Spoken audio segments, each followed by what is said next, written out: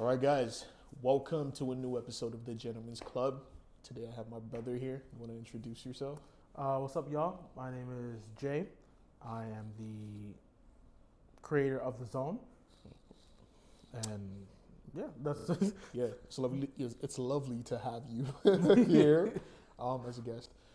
So yes, today we're just going to have a super introspective episode, and just talk about like some of the vulnerabilities that comes with being a young man, navigating like a lot of what we have to navigate out here. yeah. Because it's not an easy time for everybody, but yeah. So just talk about some of like your experiences in terms of like being like a student, like a creative. Like, how does it feel like balancing those as a young man? I definitely say it varies, Mm-hmm. right? It varies between like, And you want to tell them your age real quick? oh, I just recently turned 20 as of last week, Yep. February 11th. Yes, 3 days before Valentine's Day. Don't remind me. I definitely say it varies between like, I'm trying to find the words for this. Yeah, Right? I'm take trying it. to words for this. Yeah, like I said, it varies between the how like the expectations, kind of, right? Because when you're a 20-year-old like man, specifically black man, Yeah. right?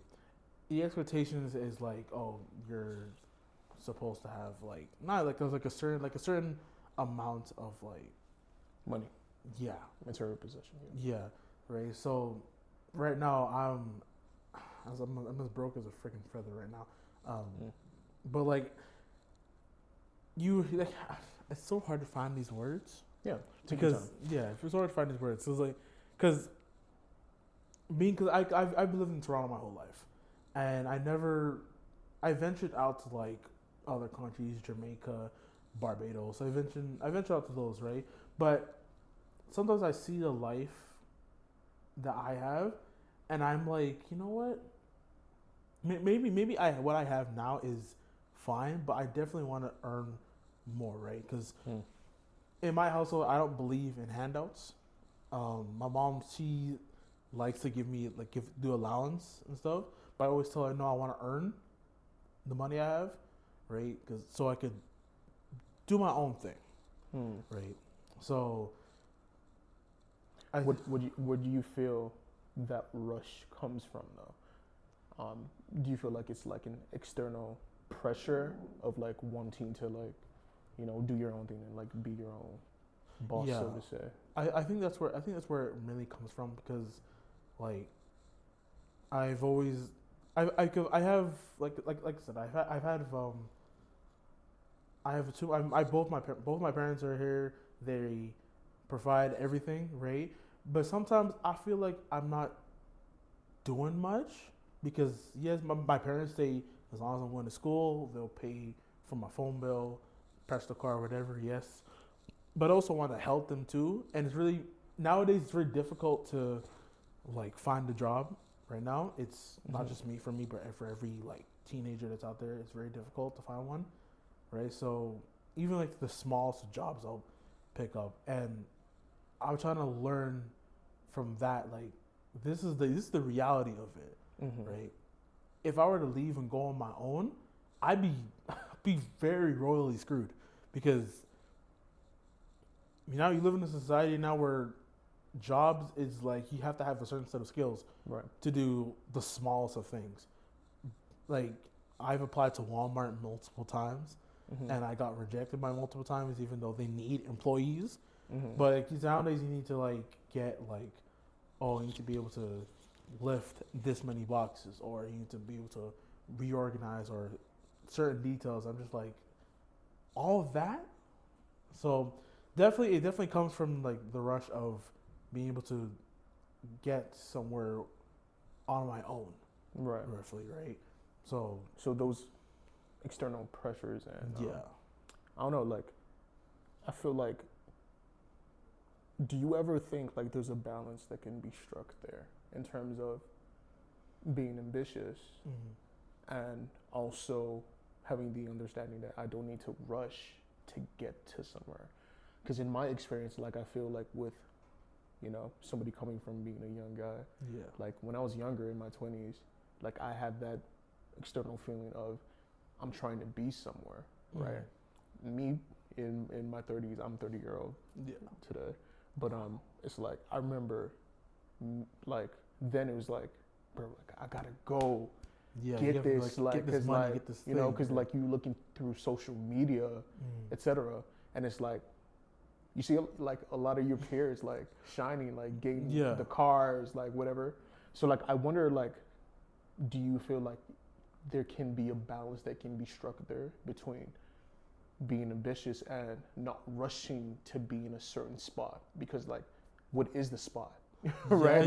Yeah, Like, yeah. is the spot, because the spot always moves, like the goalpost always moves. Like, you know, we talked about this on off air and in a separate episode, but you know, like it's like the J. Cole's, like Yeah. they get to that spot, like, and he rapped about that. It's lonely at the top, right? You get to that spot, and then, okay, you got it now. What's next? What's next? Yeah. You know, what's next? Like, and I feel like it's like a rat race, right? It's like a loop that you kind of put yourself in. Yeah. So, like, in your experience, like, do you think like there can be a balance that can be struck there in your life? I think there definitely could be a balance. There's a balance somewhere. It's just that you have to be ready to be able to like maintain it, right? Because if you don't maintain the balance, it's gonna uneven, and then eventually you're gonna be one-sided, right? Because like with me, I want to have like I want to be able to have the money, be able to have do what I want to do, right? But at the same time, I have to be realistic on certain things, right? And being realistic meaning is I can't always get the things that I want, because even when I was younger, my mom, she didn't really have the funds to buy all the things I wanted for me and my brother. We didn't have everything, right? And then so when my dad came, he was in Barbados during this time. When he finally was able to come and live in Canada, it's like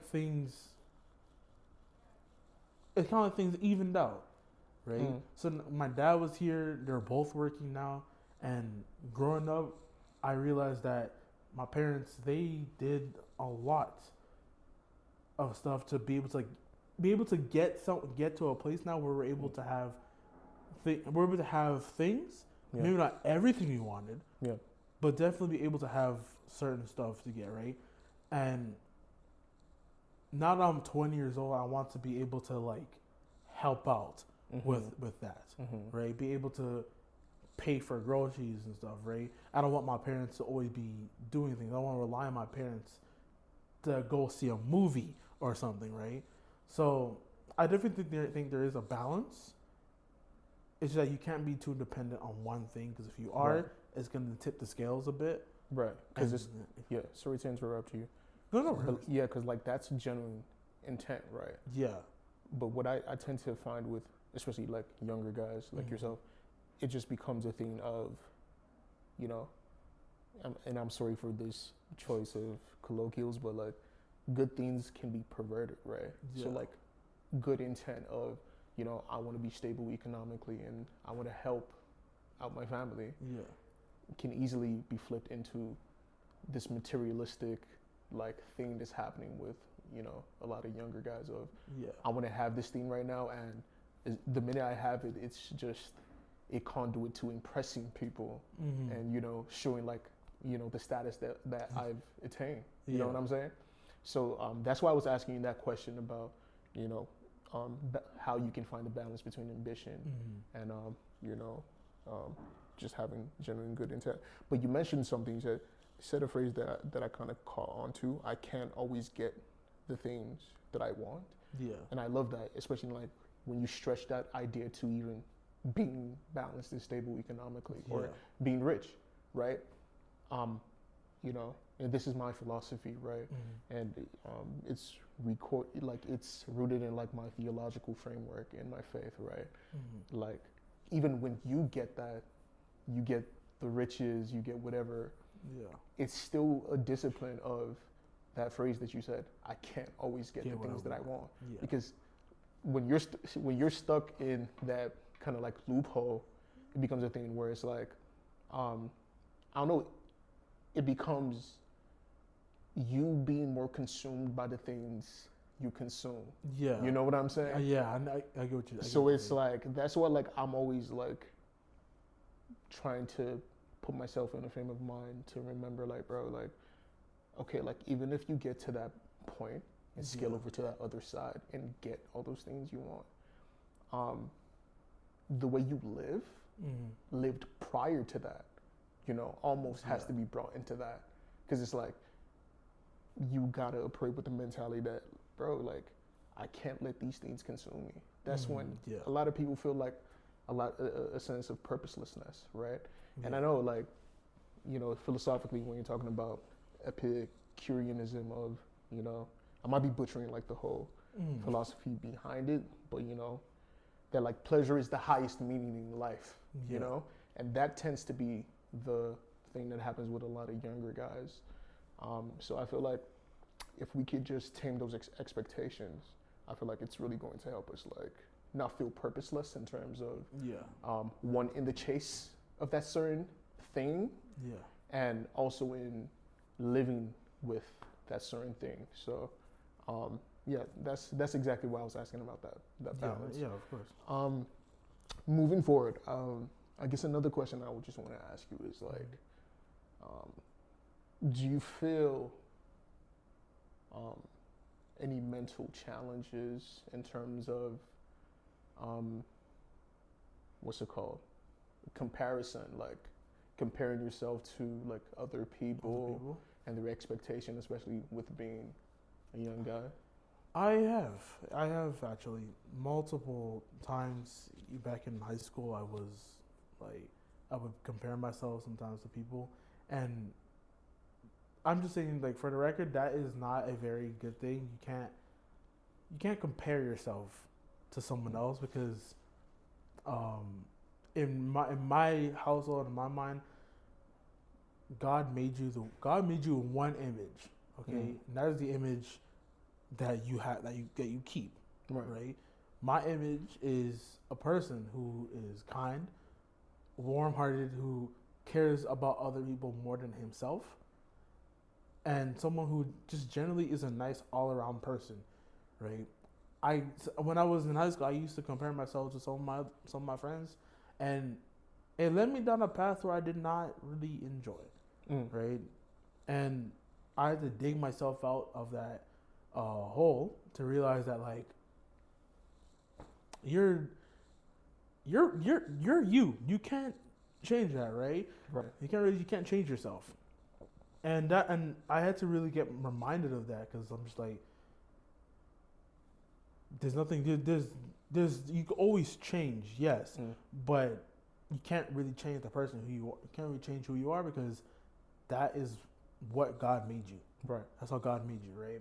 So I don't mean to even crack a little joke in this middle of the seriousness, but like, even me, look like I'm a big guy, right? I can change. I can choose to lose the weight, yes, right? Which would be improving yourself. Which would be improving myself, yes, right? But there's a small part of me that kind of doesn't want to lose the weight, because I see it as like who my personality is, right? I'm a big jolly person. Like, I like to, I like to laugh, crack jokes, everything. I'm kind of like Fat Albert, right? He's a big guy, but he also has the mindset of a person who, as a big brother, right? He seems a big brother to everyone in the neighborhood, and that's who I see myself as, right? Now, yes, I can do stuff to improve my health and everything, which I am and I have, right? There's another side to to where like, you know, you could be like, if you examine like that other side of you, you could equally also love that side of you, of course, as well, yeah. right? So I definitely say it is, and I totally understand. Yeah, it's not good to compare yourself to people, right?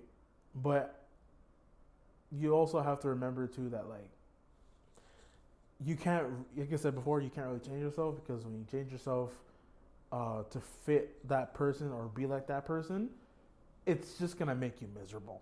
Like it's gonna be make you really miserable, and then you realize I don't like being this person, and then by the time you realize that, it's too late, right? Because you could go from being like the most humble person, nice person, and you want to change to become a person who likes to be disrespectful, be rude, be like that player and everything. And then by the time you realize this is not who I am, you done made so many mistakes already that it is now cemented. Yeah. Right? You can't change that. And I think like one of the things like a lot of young guys forget is the perils of peaking early. Yeah. The problem is like when you're in your youth, right, you kind of like forget that there's so much life to be lived, because I feel like society is almost teaching you get to it. Yeah. So like your frame of mind is just like, this is the end all be all. So like I gotta do this now.